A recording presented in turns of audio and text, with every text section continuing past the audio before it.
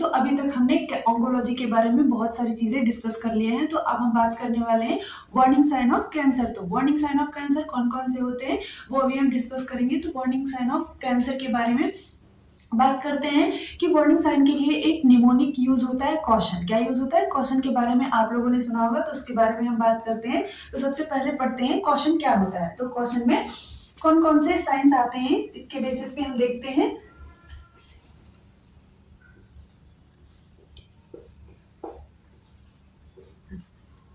तो कॉशन, तो कॉशन में सी डिनोट्स क्या करता है? सी बताता है change in bowel and bladder, change in bowel and bladder. A4, a sore that does not heal, a sore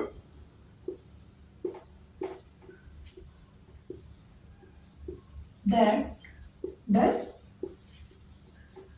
not heal.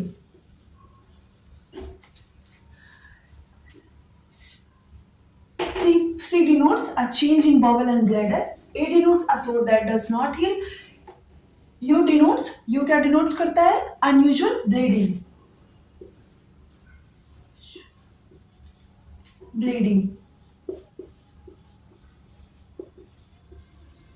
Unusual bleeding. Thickening of, T denotes, T क्या denotes करता है? Thickening of lump. Thickening of in breast and anywhere else.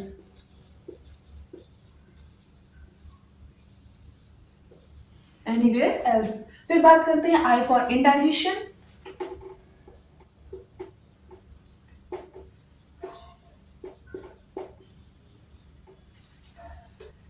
फिर बात करते हैं O क्या denotes करता है? O डिनोट्स करता है हमारा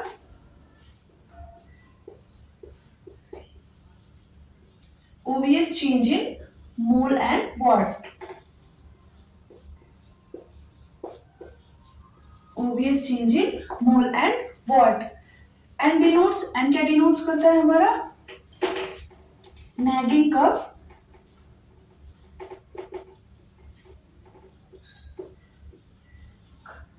and hoarseness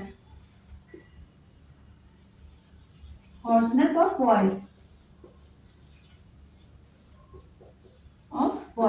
तो ये था हमारा कॉशन के साइंस के बारे में, जो हमने बताया आपको कैंसर के साइंस के बारे में, वार्निंग साइंस के बारे में। सबसे फर्स्ट है सी क्या डिनोट करता है? A change in bowel and bladder. C denote करता है कि change in bowel and bladder, अगर कहीं भी जीआई में कैंसर होता है तो सबसे पहले किस में डिस्टर्बेंस आ जाता है? तो सबसे पहले हमारा जीआई स्टमक में डिस्टर्बेंस आ जाता है। अगर ब्लैडर में कैंसर होता है तो ब्लैडर में चेंजेस देखने को मिलते हैं। फिर बात करते हैं हम a sore that does not heal. A denotes क्या करता है? अ sore that does not heal. तो अगर कहीं पे घाव बन रहे हैं, बॉडी के किसी भी पार्ट में कैंसर की वजह से घाव बन रहे हैं, तो वो घाव इतनी जल्दी ठीक नहीं होते हैं, वो भरते नहीं है, वो बढ़ते जाते हैं, बार बार बढ़ते जाते हैं। फिर बात करते हैं हम अनयूजुअल ब्लीडिंग के बारे में। अनयूजुअल ब्लीडिंग होगी, कहीं से नाक से ब्लीडिंग होना स्टार्ट हो जाएगी, मुंह से खून आना स्टार्ट हो जाएगा, तो ये होता है अनयूजुअल ब्लीडिंग। फिर बात करते हैं thickening of mole and lump. Thickening of lump बनना स्टार्ट होगा ब्रेस्ट में या फिर कहीं और बॉडी के किसी और भी पार्ट में लंप या फिर थिकनेस होना स्टार्ट होती है। फिर बात करते हैं हम इंडाइजेशन के बारे में। तो इंडाइजेशन होना स्टार्ट होगा, पेशेंट को इंडाइजेशन होता है, कैंसर के पेशेंट में इंडाइजेशन सीन होता है। फिर बात करते हैं मोल और वॉट के बारे में। तो मोल और वॉट क्या होते हैं? अगर छोटे छोटे मोल्स बॉडी पे आ रहे हैं तो वो बड़े होना स्टार्ट हो जाते हैं, बढ़ने लगते हैं, उनमें शेप में चेंजेस आने लगते हैं, छोटे मोल्स बड़े होने लगते हैं। कई बार बहुत सारे मोल्स बॉडी पे अपीयर होते हैं, बहुत सारे बॉडी पे मोल्स दिखना स्टार्ट होते हैं। फिर हम बात करते हैं हॉर्स नैगिंग